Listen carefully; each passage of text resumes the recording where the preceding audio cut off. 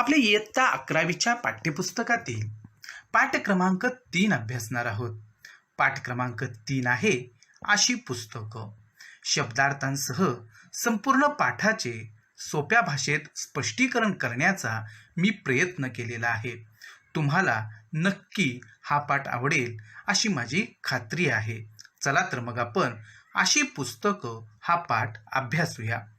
विद्यार्थी मित्र हो, या पाठाचे लेखक आहेत डॉक्टर निर्मल कुमार फडकुले.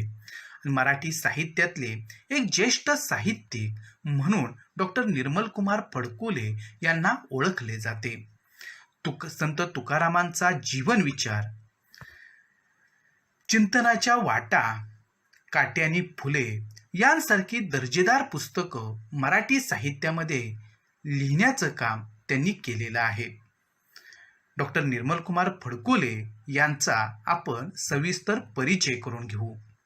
डॉक्टर निर्मल कुमार फडकुले यांचा कालखंड आहे इसवी सन 1930 ते इसवी सन 2006. संत साहित्याचे अभ्यासक, समीक्षक, प्रसिद्ध वक्ते म्हणून त्यांना ओळखले जाते. त्यांनी लिहिलेली अनेक स्वतंत्र व संपादित पुस्तके प्रसिद्ध आहेत. म्हणजे त्यांनी काही स्वतंत्र पुस्तकांचं लेखन केलेलं आहे, तर काही संपादित स्वरूपाची त्यांची पुस्तकं आहेत. कल्लोळ अमृताचे, चिंतनाच्या वाटा, प्रिय आणि अप्रिय, सुखाचा परिमळ हे त्यांचं साहित्य. संत कवी तुकाराम एक चिंतन, संत चोखामेळा आणि समकालीन संतांच्या रचना, संतांची या भेटी, संत विनेचा झंकार, संत तुकारामांचा जीवन विचार ही संत साहित्याचा अभ्यास मांडणारी पुस्तके म्हणजेच डॉक्टर निर्मल कुमार फडकुले यांनी केलेलं जे लेखन आहे तर ते विशेष करून संत साहित्याशी संबंधित आहे. आणि संत साहित्याचा त्यांचा जो गाढा अभ्यास आहे तो या पुस्तकांच्या माध्यमातून आपल्याला वाचायला मिळतो. समाज परिवर्तनाची चळवळ, काल आणि आज, साहित्यातील प्रकाशधारा हे त्यांचे लेखसंग्रह सुद्धा प्रसिद्ध आहेत. संत साहित्य हा त्यांच्या विशेष आस्थेचा विषय होता आणि संत साहित्य हा त्यांच्या विशेष जिव्हाळ्याचा विषय आहे आणि त्यामुळंच संत साहित्यावरचं अधिकाधिक लेखन त्यांनी केलेलं आहे. प्रबोधनातील पाऊलखुणा आणि निवडक लोकहितवादी या संपादित पुस्तकांतून 19व्या शतकातील सुधारणाविषयक चळवळी संबंधीचा त्यांचा व्यासंग प्रकट होतो. आणि जसं त्यांनी इतर सगळं साहित्य लिहिलेलं आहे, काही समीक्षात्मक साहित्य आहे, काही संत साहित्य त्यांनी लिहिलेलं आहे, किंबहुना संत साहित्यच त्यांनी विशेष करून त्याचं लेखन केलेलं आहे. पण 19व्या शतकामधील ज्या सुधारणाविषयक चळवळी होत्या तर त्या सर्व सुधारणाविषयक चळवळींचा जो आढावा आहे तो त्यांनी प्रबोधनातील पाऊलखुणा आणि निवडक लोकहितवादी या पुस्तकांतून घेतलेला आहे. भैरूरतन दमानी हा जो साहित्यातला मानाचा पुरस्कार आहे तो सुद्धा डॉक्टर निर्मल कुमार फडकुले यांना मिळालेला आहे. आता इथे पहा, व्यासंग हा शब्द आलेला आहे आणि व्यासंग या शब्दाचा अर्थ आहे अभ्यास. आता या पाठाची जी मध्यवर्ती कल्पना आहे तर ती आपण समजून घेऊ. इथे मध्यवर्ती परिचय असं झालेला आहे तर परिचयाऐवजी कल्पना असं आपण समजून घ्यायचं आहे. इथे माझ्याकडून ती चूक झालेली आहे. आता इथं मध्यवर्ती कल्पना जी पाठाची आहे तर ती आपण पाहूया. प्रस्तुत पाठातून माणसाच्या जडणघडणीत असलेली पुस्तकांची भूमिका व्यक्त झाली आहे. आपल्या प्रत्येकाच्या जीवनामध्ये वेगवेगळ्या व्यक्तींचं महत्त्व असतं. अगदी आपल्या आईवडिलांच्या पासून ते आपल्यावरती प्रभाव टाकणारी अनेक माणसं असतात की मग त्याच्यामध्ये समाज असतो, शेजारी पाजारी असतात, काही प्रभावशाली माणसं असतात. अगदी याचप्रमाणे काही पुस्तकं सुद्धा आपल्या आयुष्यामध्ये प्रचंड बदल घडवून आणत असतात, परिवर्तन घडवून आणत असतात. आणि इथे याच पुस्तकांच्या विषयीचं जे चिंतन आहे तर ते या पाठामध्ये डॉक्टर निर्मल कुमार फडकुले यांनी व्यक्त केलेलं आहे. पुस्तकांचं महत्त्व वर्णन करताना पुस्तक वाचनाचा व्यापक दृष्टिकोन लेखकाने व्यक्त केला आहे. आणि लेखक डॉक्टर निर्मल कुमार फडकुले फुले यांनी पुस्तकांचं महत्त्व तर वर्णन केलेलंच आहे, पण पुस्तक वाचनाचा जो व्यापक दृष्टिकोन आहे की पुस्तकं का वाचायला पाहिजे, कोणत्या भूमिकेतून वाचायला पाहिजेत आणि नेमकं पुस्तक वाचताना किंवा वाचायला घेताना आपला दृष्टिकोन काय असला पाहिजे, हेतू काय असला पाहिजे, हे सुद्धा लेखकांनी अतिशय सुंदररित्या इथे वर्णन केलेलं आहे. जन्मभर भावनिक सोबत करणारी पुस्तके ही जगण्याची हिंमत वाढवतात आणि प्रेरणा देतात. तुम्ही सर्वजण मराठी भाषेचे विद्यार्थी आहात. मराठी भाषा आवडते म्हणून तुम्ही मराठी हा विषय ठेवलेला आहे आणि तुम्हाला वाचनाची आवड नक्कीच असेल आणि अशी काही पुस्तकं, प्रेरणादायी पुस्तकं तुम्ही वाचलेली असतील की जी भावनिक सोबत तर आपल्याला करतातच, परंतु जेव्हा जेव्हा आपल्या जगण्यामध्ये निराशा येते तेव्हा जगण्याची हिंमत आपल्याला वाढवण्याचं काम किंवा आपल्याला प्रेरणा देण्याचं काम ही पुस्तकं करत असतात. पुस्तके ही मानवी जीवन आनंदी व अर्थपूर्ण करतात आणि पुस्तकं असतातच अशी, आणि म्हणून तर पुस्तकांना आपलं मित्र म्हटलेलं आहे. आणि ही पुस्तकं, हे ग्रंथ आपल्या जीवनामध्ये मित्राप्रमाणे काम करत असतात आणि आयुष्यभर आपल्याला सोबत करत असतात आणि त्यांच्यामुळे आपलं जगणं जे आहे ते आनंदी आणि अर्थपूर्ण होत असतं. हा विचार या प्रस्तुत पाठातून व्यक्त करताना लेखकाने जगातील सौंदर्यपूर्ण वस्तू म्हणजे पुस्तक हा व्यापक दृष्टिकोन मांडलाय आणि एका वाक्यामध्ये आपल्याला इथे पुस्तकं वाचण्याचा जो दृष्टिकोन आहे तो लेखकांनी या पाठामध्ये सांगितलेला आहे की जगातील सौंदर्यपूर्ण वस्तू म्हणजे पुस्तक, आणि मग अशी सौंदर्यपूर्ण वस्तू आपल्याजवळ असली पाहिजे. अशा सौंदर्यपूर्ण वस्तूचा आस्वाद आपल्या प्रत्येकानं घेतला पाहिजे आणि मग ही पुस्तकं जी असतात ती नेमकी काय असतात हे आपल्याला नक्की कळतील. आणि अशा पद्धतीनं या पाठाची जी मध्यवर्ती कल्पना आहे ती आपण इथं समजून घेतलेली आहे. इथे फार उत्तेजक शब्द आलेला आहे आणि त्याचा अर्थ आहे उत्साह असा. आपण आता पाठाला सुरुवात करू. काही पुस्तकं आपल्याला झपाटून टाकतात. अंतःकरणात भावनांची प्रचंड खळबळ उडवून देण्याची त्यांच्यात शक्ती असते आणि ते खरं आहे. साने गुरुजींचं जेव्हा आपण श्यामची आई ही पुस्तक वाचतो तेव्हा आईविषयीच्या ज्या भावना असतात तर त्या आपल्या मनामध्ये अशा काही दाटून येतात की आपल्या प्रत्येकाच्या डोळ्यामधून किमान एक तरी अश्रू बाहेर येईल आणि आपण भावनिक होऊ. आणि अशा पद्धतीची ताकद जी आहे ती साने गुरुजींच्या लेखनामध्ये आहे. आणि अशी कितीतरी पुस्तकं असतात की जी आपल्या अंतःकरणातील भावनेला हात घालत असतात आणि पुस्तकामध्ये ही शक्ती असते. अशी पुस्तकं कधी विसरता येत नाहीत आणि अशी कितीतरी पुस्तकं असतात की ती आपण वाचतो आणि वाचल्यानंतर अशी पुस्तकं आपण कधीच विसरत नाही. दीर्घकाळ टिकणाऱ्या सुगंधाप्रमाणे ती पुस्तकं मनात दरवळत राहतात. खरं तर ताज्या टवटवीत फुलांचा सुगंध थोड्या वेळापुरता येतो, फुलं कोमेजतात आणि त्याचा सुगंध येणं बंद होतं. पण पुस्तकांचं तसं नाही. पुस्तकं ही कायम ताजी टवटवीत असतात, त्याला काळाचं बंधन नसतं आणि नेहमीच ही पुस्तकं आपल्याला दीर्घकाळ टिकणाऱ्या सुगंधाप्रमाणे आपल्या प्रत्येकाच्या मनामध्ये हा सुगंध जो आहे तो दरवळत ठेवण्याचं काम करत असतात. आपल्याला पुढे असं म्हटलेलं आहे, उत्तम साहित्य कृतीचं वाचन करत राहणं यासारखं दुसरं उत्तेजक आणि आनंददायक काही असेल का? की उत्तम साहित्य कृतीचं आपण वाचन करत राहणं यासारखं उत्साह वाढवणारं किंवा आनंद देणारं असं काही असतं का? आणि खरं आहे लेखकांचं हे म्हणणं की आपण आपल्या कोणत्याही क्षेत्रामध्ये आपलं काम करत असू, परंतु वाचनातून आपल्याला मिळणारा जो आनंद आहे किंवा वाचनाची आपली जी आवड आहे आणि त्याच्यातून आपल्याला जो उत्साह मिळतो, एक नवी दिशा मिळते, एक असा आनंद मिळतो की तो आनंद आपल्याला इतर कोणी देऊ शकत नाही. तर अशा गोष्टी आपल्याला मिळण्याचं जर साधन कोणतं असेल तर ती पुस्तक असतात आणि यापेक्षा वेगळं साधन असेल असं लेखकांना वाटत नाही. मॅकबेथ आणि किंग लिअर या नाटकांतले काही संवाद इतके काव्यात्मक, इतके अर्थगर्भ आणि इतके भावस्पर्शी आहेत की प्रत्येक वाचनाच्या वेळी अधिकच उत्कट अनुभूती देत राहतात. अशा वाचनाची नशा आऊर असते. आणि इथं लेखक निर्मल कुमार फडकुले यांनी सुप्रसिद्ध इंग्रजी कवी, नाटककार शेक्सपियर यांची जी प्रसिद्ध नाटकं आहेत ती म्हणजे मॅकबेथ आणि किंग लिअर यांचा इथे उल्लेख केलेला आहे. आता विल्यम शेक्सपियर हे मोठे लेखक, मोठे नाटककार आणि त्यांच्या शोकांतिका वाचणं हा जगभरातल्या वाचकांचं एक वेळ असतं.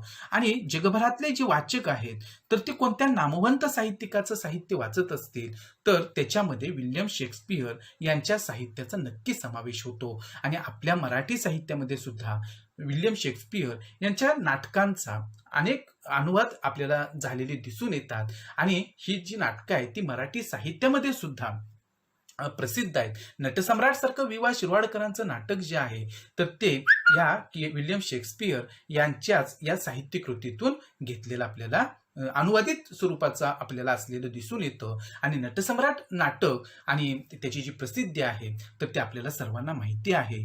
आणि मग अशा पद्धतीनं जेव्हा विल्यम शेक्सपियरची लेखक नाटकं वाचतात तेव्हा त्यांना होणारा अनन्वित आनंद जो आहे तर तो प्रचंड आहे. आणि आपल्याला सुद्धा अशाच प्रकारचा वाचनातून आनंद मिळत असतो. सुखाविषयीच्या माझ्या कल्पनेतून पुस्तकं वगळली तर सारं सुखच संपुष्टात आलं असं म्हणावं लागेल. आणि निर्मलकुमार फडकुले हे सांगतात की माणसाच्या सुखाविषयी वेगवेगळ्या कल्पना असतील पण माझ्या सुखाच्या कल्पनेमध्ये पुस्तकांना अनन्यसाधारण महत्व आहे. आणि जर पुस्तकांना वजा केलं माझ्या सुखाविषयीच्या कल्पनेतून तर सगळंच नष्ट झाल्यासारखं आहे. म्हणजे पुस्तकं हेच माझं खरं सुख आहे आणि ती वाचणं हाच माझा आनंद आहे. आणि ही पुस्तकं जी आहेत ती माझ्या सोबत असली की मला बाकीचं दुसरं काही नको, तोच माझा आनंद आहे, तेच माझं सुख आहे. आणि इथं लेखकांनी अत्यंत प्रांजळपणे हे सांगितलेलं आहे की पुस्तकांशिवाय सुखाची दुसरी कुठली वस्तू माझ्या आयुष्यामध्ये नाही. जवळचे मित्र दुरावतात आणि त्याने उदाहरण दिलेलं आहे. एक वेळ जवळचे मित्र आपले दुरावू शकतात. ज्यांच्यावर प्रेम केलं त्यांनाही त्या प्रेमाची विस्मृती होते. आणि ज्यांच्यावर आपण मनापासून प्रेम केलेलं असतं, जिव्हाळा दिलेलं असतो, लावलेलं असतं, आणि अशी जी काही व्यक्ती असतात कदाचित त्या सुद्धा आपलं प्रेम विसरू शकतात आणि वैराचा अग्नी ते पेटवत ठेवतात. आणि काही वेळेला वैराची ठिणगी जी आहे तर ती सतत प्रज्वलित ठेवण्याचं काम काही माणसं करत असतात. हातात आलेला पैसा कसा आणि केव्हा होतो हे कळतही नाही.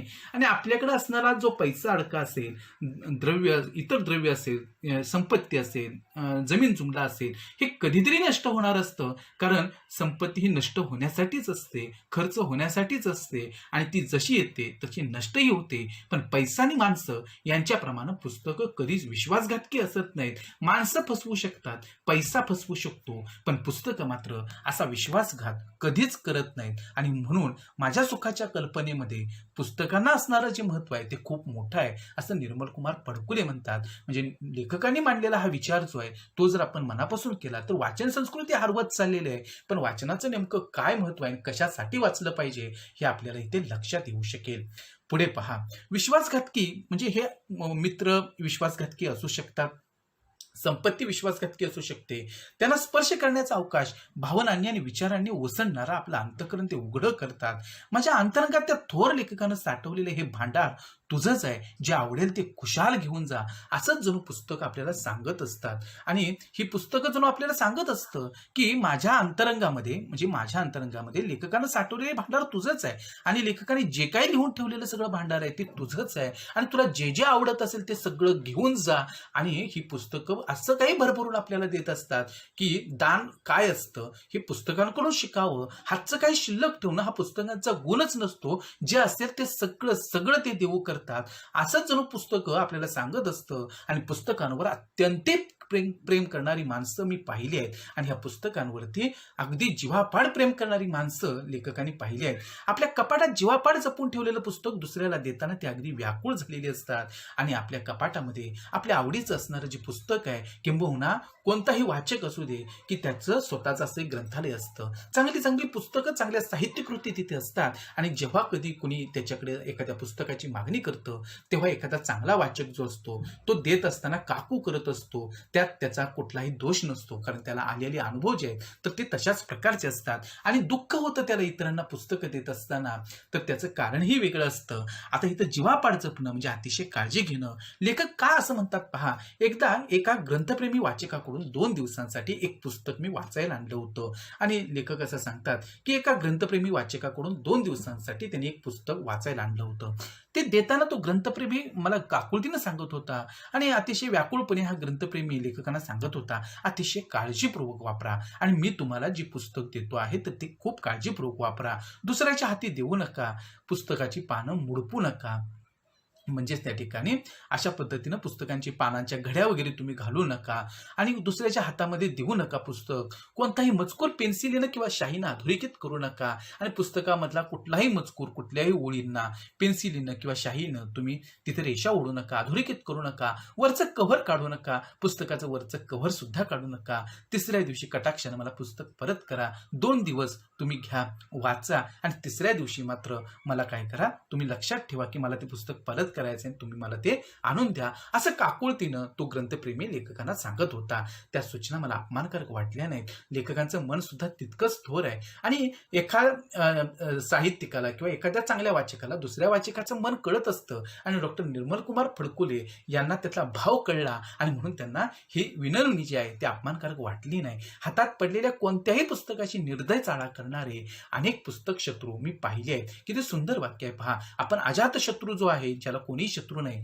असा शब्द आतापर्यंत ऐकलेला आहे, पण इथे पुस्तक शत्रू असा शब्द लेखकांनी वापरात आणलेला आहे आणि ते असं म्हणतात की पुस्तकाचे अत्यंत वाईटपणे वागणारे अनेक पुस्तक शत्रू मी पाहिलेले आहेत. त्यांच्या हिशेबी छापलेलं एक चोपडं म्हणजे पुस्तक आणि त्यांच्या हिशेबी छापलेलं एक चोपडं आणि त्याच्यापेक्षा फारशी किंमत ह्या पुस्तकांना नसते, असे जे काही लोक ह्या पुस्तकांशी वागत असतात त्यांच्याबद्दल लेखक म्हणतात. त्याला कसलं महत्त्व द्यायचं, पुस्तकाचा उपयोग तरी किती, आणि मग अशा पद्धतीने पुस्तकांना फारसं महत्त्व ते देत नाहीत आणि पुस्तकाचं महत्त्व असतं तरी किती असा विचार ते करत असतात. आणि आपला सुद्धा अनुभव तोच असतो. साधं पाठ्यपुस्तक असलं आपलं तर आपण वाचत असताना अगदी पानाचे कोपरे दुमडणं, त्याच्या घड्या घालणं, आपण कुठपर्यंत वाचत आलो ते कळावं म्हणून आपण तशा पद्धतीने ठेवत असतो. काही वेळेला मुखपृष्ठ असेल, मलपृष्ठ असेल, ते इतकं खराब आपण करून टाकलेलं असतं की फाडाफाड सुद्धा त्याची झालेली असते. काही वेळेला आपल्या पुस्तकामध्ये वेगवेगळ्या प्रकारची चित्र असतात, त्यांना दाढी मिशा काढण्याचे प्रकार सुद्धा होतात. खरं तर विकृत करण्यासारखा एखाद्या चांगल्या पुस्तकाला असं कुणी वागता कामा नये. पण अशी काही माणसं असतात की ज्यांना पुस्तकांचं महत्त्व माहिती नाही, ते मात्र असं पुस्तकांशी वागत असतात. भूक लागल्यावरती शिजवून थोडंच खाता येतं आणि पुस्तकांचं महत्त्व ते किती असणार आहे. भूक लागल्यावरती काय आपल्याला थोडं शिजवून थोडंच खाता येतं असं त्या ठिकाणी ह्या लोकांचं मत असतं की ज्यांना पुस्तकांचं महत्त्व कळत नाही. वेडे लोक वाङ्मयात अनेक रस असतात असं म्हणतात आणि या लोकांचं असं आणखी एक म्हणणं असतं की वेडे लोक असं म्हणतात की साहित्यामध्ये अनेक रस असतात. आता आपण साहित्यातले रस माहिती आहेत आपल्याला, आपण 9वी पण ते शिकलेलो आहोत की आपल्याला ही 9 रसांची कल्पना माहिती आहे. करुण रस, शांत रस, रौद्र रस, हास्य रस, अद्भुत रस, बिभत्स रस, भयानक रस, शृंगार रस, वीर रस, हे सगळे रस जे आहेत ते साहित्यात असतात. किंबहुना रसाशिवाय साहित्य वाचलंच जात नाही आणि हे आपल्याला अभिज्ञान शाकुंतलामध्ये सुद्धा कालिदासांनी सांगितलेलं आहे. तहान लागल्यावर तुमच्या कालिदासाच्या शाकुंतलातील रस पिणं शक्य आहे काय? आणि कालिदासानं अभिज्ञान शाकुंतल लिहिलं आणि त्याच्यामध्ये रसचर्चा केली आणि त्यातला रस पिणं तहान लागल्यावर शक्य आहे का, असं त्या ठिकाणी पुस्तकांचं महत्त्व न कळणारी माणसं म्हणतात आणि अशा प्रकारचा वितंड वाक्य घालतात. फार तर एकदा वाचावं किंवा चाळावं आणि मग येईल त्या भावानं फुंकून टाकावं. आणि यांचा दृष्टिकोन हाच असतो की कुठलं जे पुस्तक असेल ते घ्यावं, वाचावं, चाळावं, फारसं काही मनापासून नाही वाचलं तरी चालेल आणि मग त्याची जी काही किंमत पुन्हा येईल ते त्या किमतीला ते विकून टाकावं, ही विचारसरणी अनेकांची असते आणि अशा पद्धतीचा विचार अनेक लोक करतात. पण त्या पुस्तक प्रेमीनं मला ज्या अटी घातल्या होत्या त्या खरोखरच अत्यंत संयुक्तिक होत्या आणि खरंच सारासार विचारांशी जुळणारं असे हे ग्रंथप्रेमी आणि लेखक यांचे विचार होते. आणि त्यामुळे लेखकांना सुद्धा ग्रंथप्रेमीनं जी काही विनवणी केली होती त्या अजिबात अपमानास्पद वाटली नाही. उलट काही लोक अत्यंत निर्दयपणे पुस्तकाशी कसं वागतात ते त्यांनी इथं सांगितलेलं आहे आणि अशा पद्धतीची विचार करण्याची पद्धत जी आहे ती अनेक लोकांची असते, अनेक वाचकांची असते.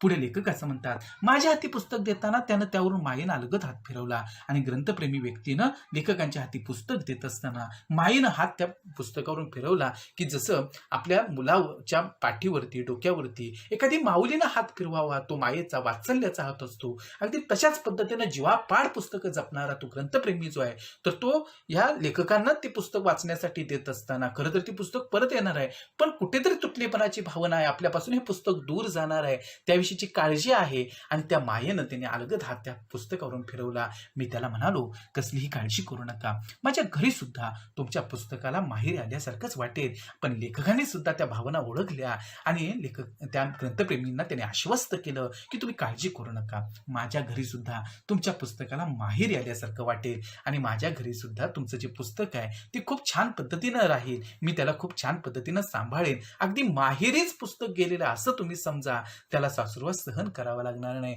आणि त्या पुस्तकाला कुठला जाच छळ सहन करावा लागणार नाही आणि इतर निर्दयपणे जे काही लोक पुस्तकाबरोबर वागत असतात तसं काही मी वागणार नाही. आणि एक प्रकारे अशा पद्धतीचं आश्वासन जे आहे ते लेखक त्यांना देत आहेत, ते अगदी योग्य स्थळी तुम्ही देत आहात आणि तुम्ही काळजी करू नका, चिंता करू नका, मला देत आहात, योग्य स्थळी हे पुस्तक तुम्ही देत आहात आणि तुम्ही त्याबद्दल कुठलाही किंतु मनामध्ये बाळगू नका. तो हसला, त्याचं समाधान झालं असावं. मी म्हणालो, एका संस्कृत सुभाषितात म्हटलंय, मूर्ख हस्ते न दातव्यम एवं वदती पुस्तकम, म्हणजे मूर्खाच्या हाती मला देऊ नका, मूर्खाच्या हातामध्ये मला सोपवू नका, असं पुस्तक म्हणतं, असं पुस्तकाचं म्हणणं आहे, असं ह्या संस्कृत वचनाचा अर्थ आहे. माझ्या हाती ते देताना तुम्हाला माझ्या शहाणपणाबद्दल शंका आली नाही ना, आणि माझ्या हाती हे पुस्तक देत असताना तुम्हाला माझ्या शहाणपणाबद्दल तर शंका आली नाही का?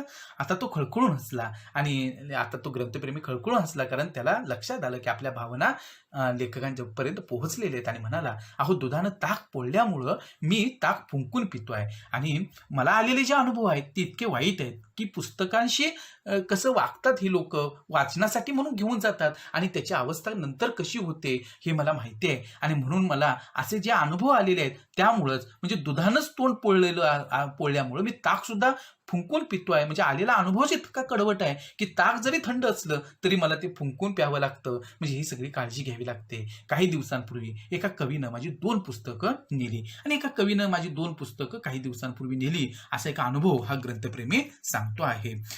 मी 15 दिवस वाट पाहिली आणि मी 15 दिवस ते पुस्तक परत येईल म्हणून वाट बघितली. पुस्तकं मागायला गेलो तेव्हा त्यानं चक्क कानावर हात ठेवले आणि जेव्हा हा ग्रंथप्रेमी आपलं पुस्तक त्या कवीकडे मागायला लागला तेव्हा त्यानं चक्क कानावरती हात ठेवले, म्हणजे मी जणू त्या गावचा नाही, मी काही तुमचं पुस्तक आणलेलं नाही, असंच त्या ठिकाणी ह्या ग्रंथप्रेमीला त्यांनी सांगितलं. खरं तर असं वागणं कितपत योग्य आहे पहा, परंतु इथं तो कवी असून सुद्धा, रसिक असून सुद्धा त्यानं अशा पद्धतीनं तो वागलेला आहे. आपण पुस्तकं आणलीच नाहीत असं त्याचं म्हणणं आहे आणि आपण पुस्तकं आणलीच नाहीत तुमच्याकडून असं त्याचं म्हणणं होतं. आता काय करणार? पुस्तकं गिळंकृत करणं म्हणजे माझ्या दृष्टीने भयानक प्रकार आहे आणि दुसऱ्याची पुस्तकं अशा पद्धतीनं हडप करणं ही खरं तर माझ्या दृष्टीनं खूप भयानक गोष्ट आहे.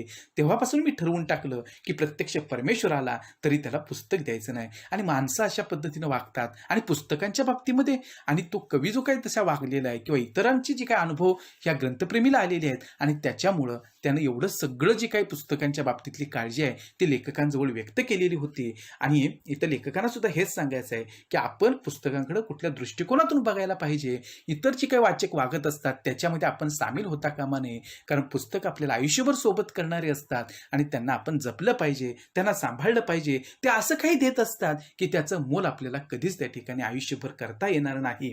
आणि तेव्हापासून ते ग्रंथप्रेमी म्हणतात की मी ठरवून टाकलं की प्रत्यक्ष परमेश्वर आला तरी त्याला पुस्तक द्यायचं नाही आणि प्रत्यक्ष देव जरी आला तरी त्याला पुस्तक द्यायचं नाही, कारण इतकी पुस्तकं मला प्रिय आहेत आणि त्यांची अशी अवस्था जी आहे ती जर झाली तर मग मला त्या ठिकाणी वाईट वाटतं आणि म्हणून परमेश्वर आला तरी मी पुस्तक देणार नाही. म्हणजे इतकं जीवापाड प्रेम जे आहे त्या ग्रंथप्रेमीचं या पुस्तकांवरती आहे. वाचकप्रेमी कसा असावा हे आपल्याला इथं लक्षात येतं. माझी पुस्तक हीच माझे अपत्य आणि माझी पुस्तक हीच माझे अपत्य आहेत, म्हणजे माझं मुलं बाळ असल्याप्रमाणे आहे आणि मुलाबाळांना जसं आपण सांभाळतो तसं मी पुस्तकांना सांभाळतो. वाचायला भरपूर ग्रंथ असले तर मी जन्मठेपेची शिक्षा सुद्धा आनंदानं सहन करीन आणि वाचायला भरपूर ग्रंथ जर मला दिले तर जन्मठेपेची शिक्षा जरी झाली तरी मी आनंदानं सहन करीन, पण पुस्तकं नसतील तर राजवाडा सुद्धा मला स्मशानासारखा वाटेल. किती सुंदर उपमा लेखकांनी दिलेली आहेत. अहो जन्मठेपेच्या शिक्षा झाली तरी मी ते आनंदानं स्वीकारेन, तुरुंगामध्ये बसून पुस्तकं वाचेन, पण मला जर पुस्तकं तुम्ही दिली नाहीत आणि राजवाडा जर तुम्ही दिलेला असला तर राजवाडा सुद्धा मला स्मशानासारखा वाटेल. मला त्या ठिकाणी असा राजवाडा नको की जिथं पुस्तकं नाहीत. कुठलंही सुख मला त्या ठिकाणी वाटत नाही, तर कोणत्याही गोष्टीमध्ये पुस्तकं हाच माझा आनंद आहे, पुस्तकं हेच माझं सुख आहे. सहज माझ्या मनात विचार आला. असे निष्ठावंत वाचक आता दुर्मिळ झाले आहेत आणि वाचक निष्ठावान कसा असावा, जीवापाड आपल्या पुस्तकांवर प्रेम करणारा कसा असावा हे या ग्रंथप्रेमीच्या माध्यमातून लेखकांना लक्षात आलं आणि तो अनुभव लेखक आपल्याला सांगतायत आणि आपण सुद्धा असेच निष्ठावान वाचक झालो तर म्हणजे किती छान होईल. आणि ही पुस्तकं जी आहेत त्या पुस्तकांची अपेक्षा सुद्धा तशीच असणार आहे. म्हणजे आपण म्हणतो की पुस्तकांना भावना असतील की नाही, नक्की भावना असतात आणि ते आपल्याला बोलत असतात. एवढं सगळं आपल्याला देत असतात, एवढं सगळं ज्ञान आपल्याला देत असतात, एवढा सगळा जगातला अनुभव आपल्याला देत असतात आणि ते पुस्तकांना कळत नसेल. आणि खरं तर पुस्तकं ही सजीव असतात. आपण सजीव माणसाप्रमाणे ह्या पुस्तकांना सांभाळलं पाहिजे. परवा मी BAच्या वर्गातल्या वाङ्मय विषयाच्या विद्यार्थ्यांना प्रश्न विचारला आणि लेखकांनी BAच्या वर्गातल्या की ज्यांचा मराठी विषय आहे, साहित्य हा विषय आहे, तर त्या विद्यार्थ्यांना त्यांनी प्रश्न विचारला. G.A. कुलकर्णी यांचा एखादा कथासंग्रह तुम्ही वाचला आहे का? आणि G.A. कुलकर्णी मराठीतले प्रसिद्ध साहित्यिक, प्रसिद्ध कथाकार, त्यांच्या कथांचं वेळ बहुतेक वाचकांना आहे. आणि त्या G.A. कुलकर्णीचा एखादा कथासंग्रह तुम्ही वाचला आहे का असा प्रश्न त्यांनी विचारला. आता साहित्याचा अभ्यास करणारे हे विद्यार्थी नक्कीच त्या ठिकाणी त्यांनी हा कथासंग्रह वाचलेला असेल असं लेखकांना वाटत होतं. संग्रह जाऊ द्या, या लेखकाची एखादी कथा तरी तुमच्या वाचनात आली आहे काय? आणि काही जणांना ते सांगता आलेलं नसेल आणि म्हणून लेखक असं म्हणतात, अहो संग्रह राहू दे, पण त्या लेखकाची एखादी कथा तरी तुम्ही वाचली आहे का, वाचनात आली आहे का? साहित्य या विषयाचे रसिक विद्यार्थी माना खाली घालून बसले होते. आणि साहित्य या विषयाचे रसिक असल्यामुळं ज्यांनी मराठी हा विषय ठेवलेला होता, साहित्य हा विषय ठेवलेला होता, त्या विद्यार्थींनी माना खाली घातल्या. कदाचित G.A. कुलकर्णी हे नाव सुद्धा त्यांना फारसं परिचित नव्हतं आणि G.A. कुलकर्णी हे नाव सुद्धा त्यांना फारसं माहिती नव्हतं, ओळखीचं नव्हतं. मी निराश झालो आणि लेखक खरंच निराश झाले. एवढा मोठा G.A. कुलकर्णीसारखा मराठीतला कथाकार, पण साहित्याचा अभ्यास करणाऱ्या विद्यार्थ्यांना त्यांचं नाव माहिती नसावं. आपण मराठी साहित्य वाचतो, मराठी साहित्याचे आपण विद्यार्थी आहोत, मराठी विषय आपण ठेवतो आहोत, महाराष्ट्रामध्ये राहतो, परंतु आपल्याला सुद्धा आपलं वाचन जे आहे त्याची कल्पना असेल की आपल्याला सुद्धा हे प्रसिद्ध साहित्यिक मराठीतले माहिती आहेत का? हा खरा प्रश्न आहे. तुम्ही सगळ्यांनी विचार करा. आणि मग लेखकाने हा त्या मुलांना विचारलेला प्रश्न आपल्याला सुद्धा लागू पडतो आणि आपलं उत्तर सुद्धा या साहित्याच्या विद्यार्थ्यांप्रमाणेच आहे. लेखक निराश झाले. एका आधुनिक श्रेष्ठ कथा लेखकाचं नावही सुशिक्षितांच्या अभ्यासकांच्या कानापर्यंत पोहोचलं नाही. या कर्माला काय म्हणावं? आणि लेखक म्हणतात, अगदी पोटतिडकीनं ते म्हणतात की एका आधुनिक श्रेष्ठ कथा लेखकाचं नावही सुशिक्षितांच्या अभ्यासकांच्या कानापर्यंत पोहोचलं नाही. या कर्माला काय म्हणावं? आणि अशा पद्धतीनं लेखकांनी या G.A. कुलकर्णी यांच्या उदाहरणामधून आपण किती वाचनापासून दुरावलेलो आहोत, मोठमोठ्या साहित्यिकांच्या वाचनाला कसे दुरावलेलो आहोत हे त्या ठिकाणी ते सांगतायत. आता G.A. कुलकर्णीचा विषय आलेलाच आहे. तर काजळ माया, आकाश फुले, निळा सावळा इत्यादी त्यांचे कथासंग्रह जे आहेत ते प्रसिद्ध आहेत आणि वाचक प्रिय सुद्धा ते आहेत.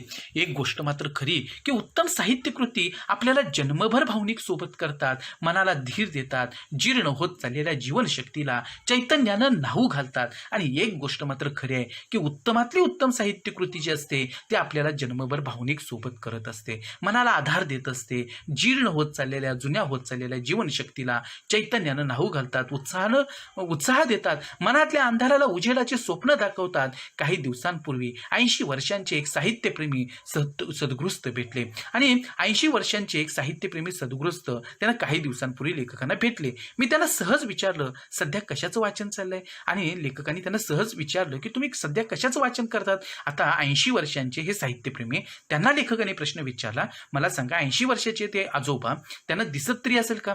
डोळ्यांची साथ तरी त्यांना असेल का? परंतु त्यांना हा प्रश्न त्यांनी विचारला, सहज विचारला, सध्या वाचन तुमचं कशाचं चाललंय? ते म्हणाले, गेले 2 दिवस मेघदूत वाचत होतो. अहो, मेघदूत हे जे काय नाव आहे ते आपण ऐकलं तरी आहे का?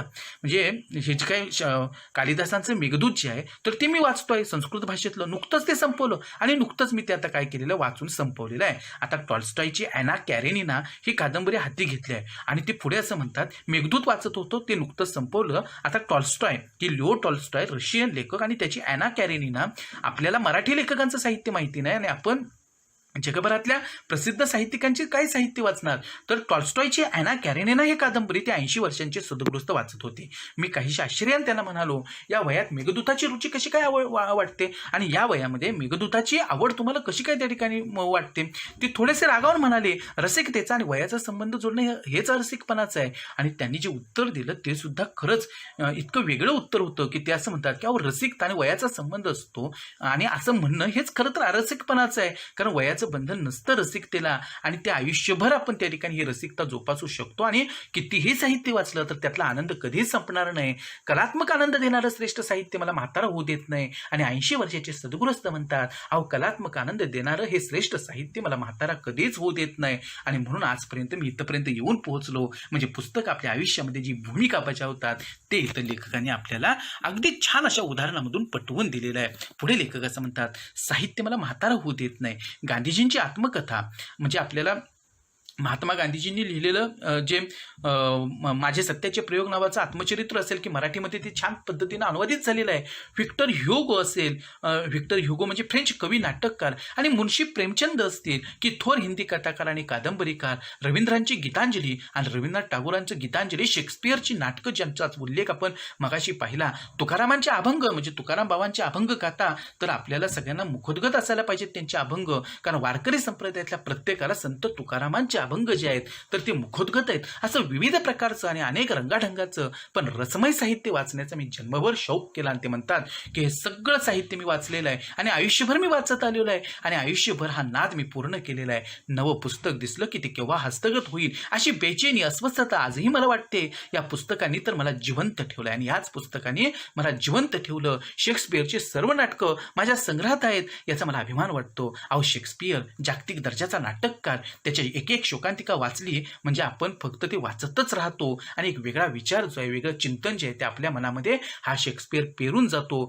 आणि जगण्याचा अर्थ खऱ्या अर्थानं आपल्यापर्यंत पोहोचवतो. त्या शेक्सपियरची सगळी नाटकं माझ्या संग्रहात आहेत. 80 वर्षाचा सद्गृहस्थ हे सांगतो आहे आणि आपल्याला अगदी मराठी साहित्यातलं 1-2 पुस्तकं सुद्धा त्यांची नावं सांगता येणार नाहीत. अहो सुंदर सुंदर पुस्तकांवरून नुसता हात फिरवणं सुद्धा केवढं सुखाचं आहे. आणि त्याच्याही पुढे जाऊन हा 80 वर्षांचा गृहस्थ म्हणतो आहे की अहो वाचणं किंवा ती सोडून द्या, पण एखाद्या लेखकाचं असं सुंदर सुंदर पुस्तक जे आहे त्याच्यावरून नुसतं हात फिरवणं हे सुद्धा केवढं सुखाचं आहे. अहो नाही वाचलं तरी आपण फक्त हात फिरवला तर किती समाधानाचं ते आहे. आणि हे समाधान, हे सुख मला ह्या पुस्तकांनी दिलेलं आहे आणि म्हणून तर मी एवढं जगू शकलेलो आहे आणि इथंपर्यंत माझं जगणं आलेलं आहे. म्हणजे किती आनंदानं, अभिमानानं हा 80 वर्षांचा माणूस ही सगळी कहाणी त्यांची सांगतो आहे. मी एके दिवशी अत्यंत विमनस्कावस्थेत होतो.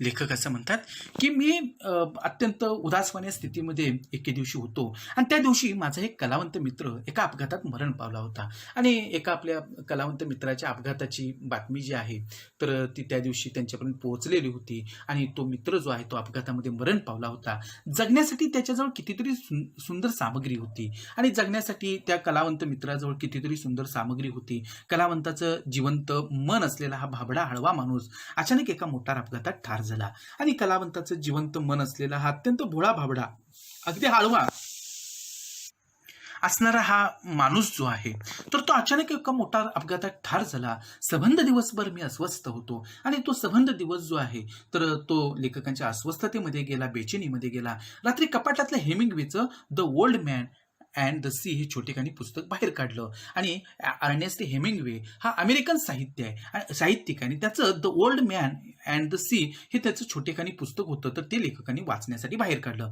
त्याच्यावरती धूळ झटकली, त्याच्यावरती धूळ पडलेली होती ती त्यांनी झाडून टाकली आणि ती वाचायला सुरुवात केली आणि ती पुस्तक वाचायला सुरुवात केली. पुस्तकावरची धूळ ज्याप्रमाणे मी झटकली त्याप्रमाणे माझ्या मनावर साचलेली दुःखी निराश विचारांची धूळ त्या पुस्तकानं झटकून टाकली. आणि जसं लेखक वाचायला लागले अगदी त्याप्रमाणे जसं लेखकाने पुस्तकावरची धूळ झटकलेली होती त्याप्रमाणे लेखकाच्या मनावर आजच्या दिवशी साचलेला जो दुःखी निराश विचारांचा भाव होता, निराश विचारांची जी धूळ होती ती सुद्धा क्षणात त्या पुस्तकानं झटकून टाकली.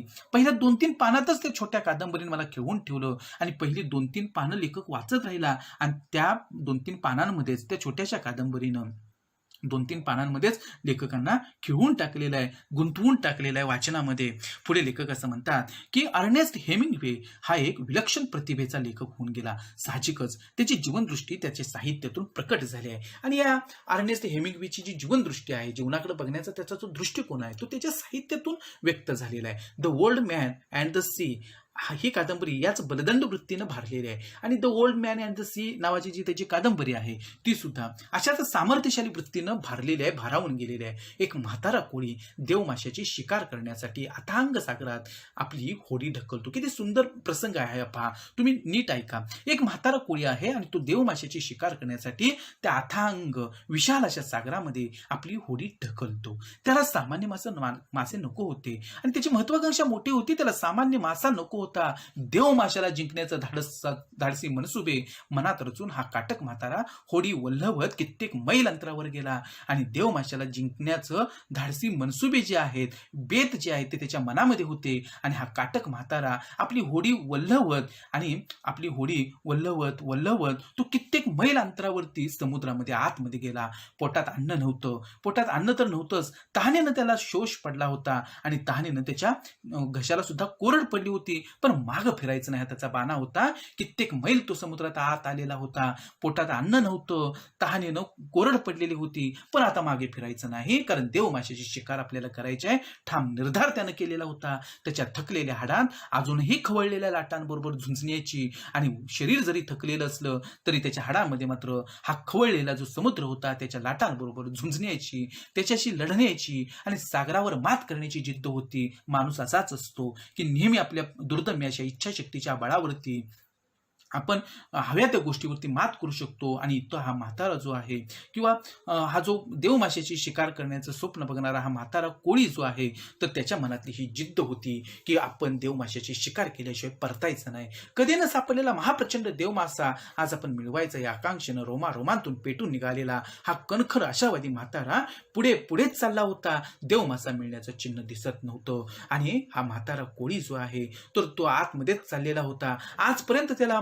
हा प्रचंड असा देवमासा कधी मिळालेला नव्हता, पण आज मिळवायचा. रोमातून तो पेटून उठलेला होता आणि काही करायचं, पण देवमासा आज आपण घेऊनच यायचं. आणि म्हणून तो समुद्रात आतच चालला होता. देवमासा मिळण्याचं चिन्ह दिसत नव्हतं, पण काही केलं देवमासा मिळण्याचं कुठलंच चिन्ह त्याला दिसत नव्हतं. उपाशी पोट कुरकुरत होतं आणि उपाशी पोट थोडंच थांबणार होतं आणि भुकेनं कुरकुरायला लागलं. थकलेले हातपाय होडी मागे घेण्याचा सल्ला देत होते आणि जणू हे हातपाय त्याचे थकलेले त्याला सूचना देत होते की अरे चल मागे, आपण मागे जाऊ. पण हटवादी मन परतायला तयार नव्हतं. पण हटवादी जे मन आहे ते मात्र आडवं येत होतं की नाही, आपण परत फिरायचं नाही, आपण देवमाशाची शिकार करायची, देवमासा घेऊन मगच परत जायचं. तो तसाच होडी वल्लवत पुढे चालला, आणखीन आतमध्ये गेला. एकाएकी प्रचंड खळबळ उडाली आणि एकाएकी काय त्या समुद्रामधली जी प्रचंड खळबळ आहे तर ती घडून आली. म्हाताऱ्याच्या जाळ्यात तो महाकाय देवमासा सापडला होता आणि तो म्हातारा कोळी जो आहे त्याच्या जाळ्यामध्ये तो प्रचंड मोठा असा देवमासा जो आहे, शरीराला आवाढावी असणारा हा देवमासा तो सापडला. आपल्या बुलंद मुसंडीनं जाळं तोडून तो सहज सुटून गेला असता आणि त्याची जी बुलंद एवढी मोठी जी मुसंडी आहे तर सहज तो जाळं तोडून सहज सुटून गेला असता. पण आता म्हाताऱ्याच्या हातात वज्राचं बळ आलं. अहो, इंद्राच्या शस्त्राचं वज्राचं जे सामर्थ्य आहे, सगळ्यात शक्तिशाली शस्त्र म्हटलं जातं वज्राला. अगदी त्याच पद्धतीनं म्हाताऱ्याच्या हातामध्ये ह्या वज्राचं बळ आलं, सामर्थ्य आलं. जीवाची शर्त करून हातातल्या भाल्यानं देवमाशाला त्यानं 2 तासात झुंजून ठार केलं. आणि हा लढा त्यानं दिलेला ह्या देवमासाबरोबर, ह्या देवमाशाचा ह्या म्हाताऱ्या कोळ्यानं सामना केलेला आहे आणि 2 तासांमध्ये झुंजून या देवमाशाला त्यानं ठार केलं. आणि ते धूळ होडीला बांधून विजयोन्मादाने तो परतू लागला. आणि ते आवाढव्य अवजड असं शरीर जे देवमाशाचं आहे ते त्या ठिकाणी होडीला बांधलेलं आहे. आणि विजयाच्या उन्मादानं तो आता काय झालेला आहे की मागे परतू लागला. आज त्याला जाळ्यात कधीच न सापडलेला ना आपल्या शेपटीच्या तडाख्यानं मोठमोठ्या होड्या उलथून टाकणारा महाबलिष्ठ देवमासा त्याच्या पराक्रमानं सापडला होता. त्यानं जी जिद्द बाळगली होती की आज आपण देवमासा घेतल्याशिवाय परतायचं नाही, ते त्याचा हेतू सफल झाला. आणि असा महाबलिष्ठ देवमासा जो आहे तो त्यानं स्वतःच्या पराक्रमानं पकडला होता आणि तो आता घेऊन बाहेर येत होता. किनाऱ्याकडे परतताना शार्क माशांच्या टोळीनं त्या देवमाशावर हल्ले चढवले आणि येत असताना किनाऱ्याकडे परतत असताना शार्क माशांच्या टोळीनं त्या देवमाशावर हल्ले चढवले.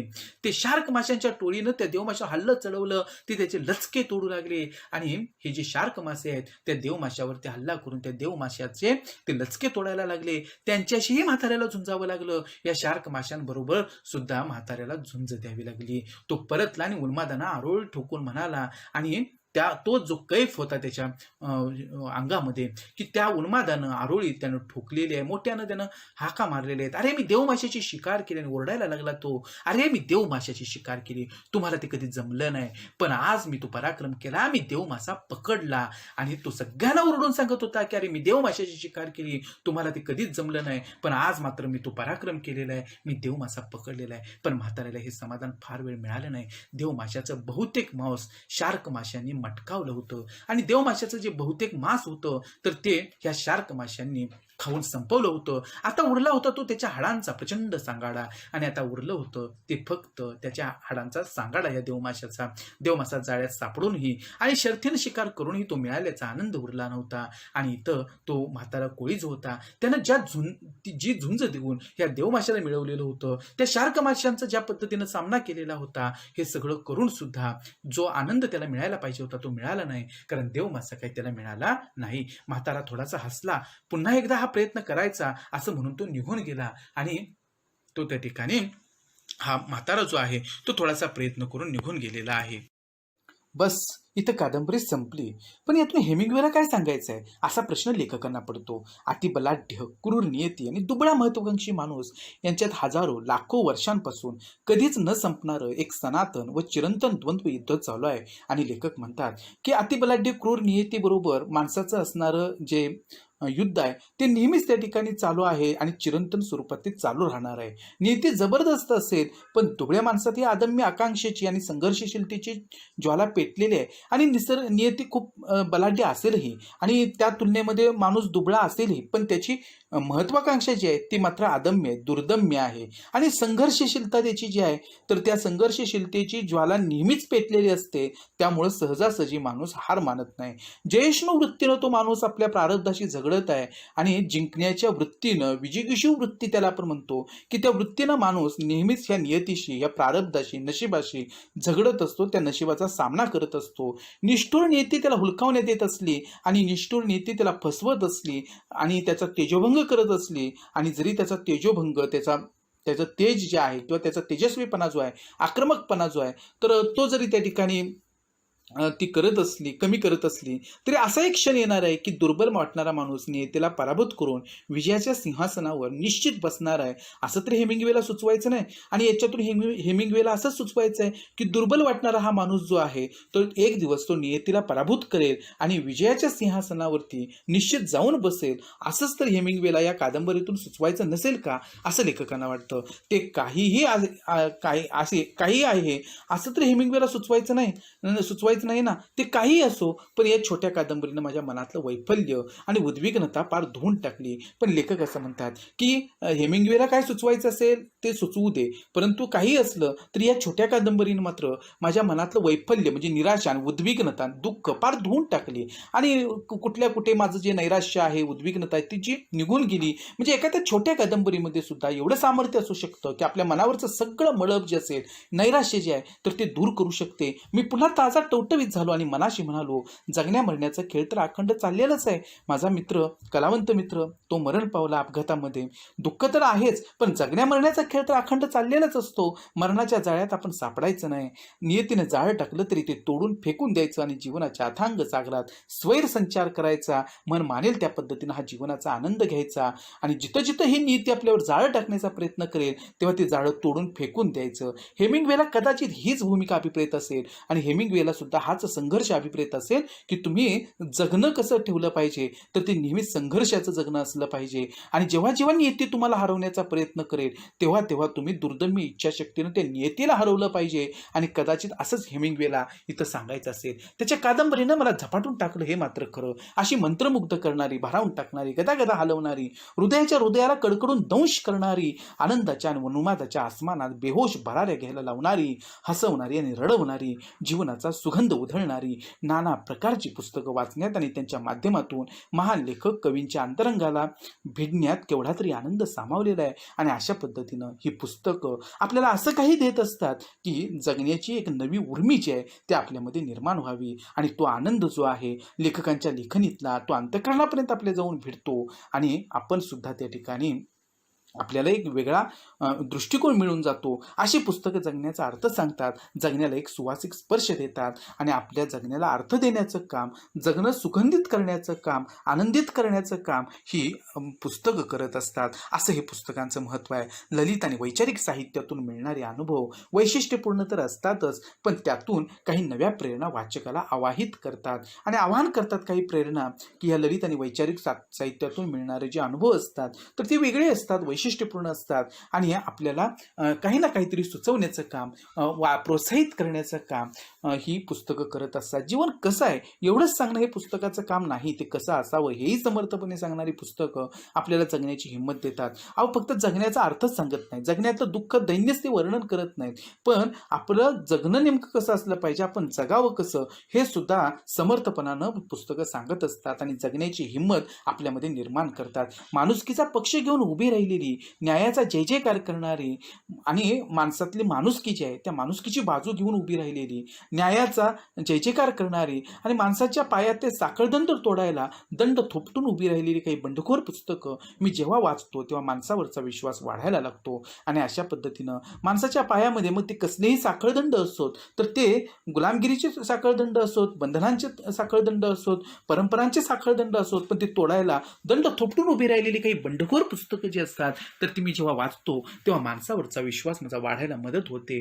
पुस्तकं वेळ घालवण्यासाठी वाचायची ही हास्यास्पद कल्पना मला चुकीची वाटते. काही जण सहज म्हणतात, अहो मी पुस्तकं वाचतो वेळ जात नाही म्हणून, परंतु वेळ घालवण्यासाठी पुस्तकं वाचायची नसतात, ते हास्यास्पद कल्पना असं लेखक म्हणतात. पुस्तकं आपल्याला घडवतात, काही वेळा उद्ध्वस्तही करतात आणि पुस्तकं आपल्याला घडवतात, काही वेळा उद्ध्वस्त करतात, म्हणजे आपल्याला संघर्ष करायला प्रेरित करतात. पुस्तकं म्हणजे प्रतिभावंतांची आणि प्रतिभावंत जे लेखक असतात त्या लेखकांची, विचारवंतांची फुललेली स्वप्न असतात की जी त्यांनी ही सगळी पुस्तकामध्ये उतरवलेली असतात आणि या स्वप्नातूनच उद्याचं वास्तव जन्माला येत असतं आणि उद्याचं वास्तव जे आहे तसं ते सगळं या पुस्तकातून आकारास येत असतं. आणि म्हणूनच जगातल्या सौंदर्यपूर्ण वस्तूत मी तरी पुस्तकांचा समावेश करतो आणि म्हणून लेखक म्हणतात की मला जर त्या ठिकाणी जगातली सर्वात सुंदर वस्तू असं विचारलं कुणी तर माझी ती सुंदर वस्तू कोणती असेल तर ते अर्थात पुस्तक असणार आहेत. आणि अशी पुस्तकं आनंदही देतात आणि दुःखही देतात आणि अशी ही पुस्तकं भरभरून आनंद देण्याचं काम करतात आणि ती दुःखही देतात. दुसऱ्याच्या दुःखानं दुःखी होण्यासाठी मन व्यापक आणि उदार असावं लागतं. आता दुःख देतात ते या अर्थानं की पुस्तक इतरांचं जे दुःख असेल, दुसऱ्यांचं जे दुःख असेल त्या दुःखानं आपण दुःखी होण्यासाठी मन तेवढं उदार व्यापक असावं लागतं आणि ती जी किमया आहे ती पुस्तकं पार पाडतात आणि आपलं मन तेवढं संवेदनशील बनवतात आणि माणुसकीचं बीज आपल्यामध्ये पेरून आपल्याला एक वेगळा विचार देतात. ही किमया पुस्तकं करत आली आहेत आणि ही जी जादू आहे, ही किमया जी आहे ती पुस्तकं करतात आणि आपल्याला आपलं जे मन आहे ते अधिक व्यापक, अधिक थोर करतात.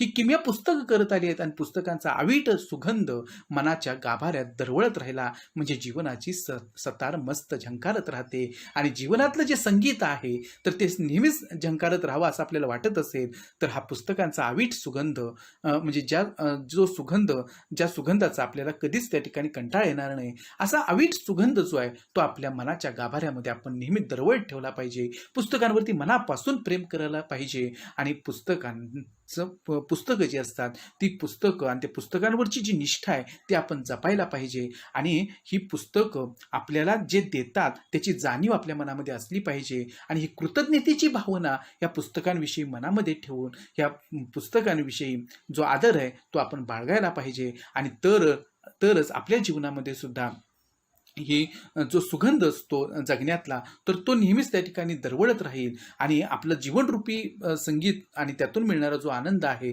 तर तो आपल्याला कायमस्वरूपी मिळत राहील. जीवनाची सतार मस्त झंकारत राहील. परंतु त्यासाठी पुस्तकांचं वाचनाचं वेळ आपण जोपासलं पाहिजे असा संदेश इथे लेखक डॉक्टर निर्मल कुमार फडकोले यांनी दिलेला आहे. विद्यार्थी मित्रो, अतिशय सुंदर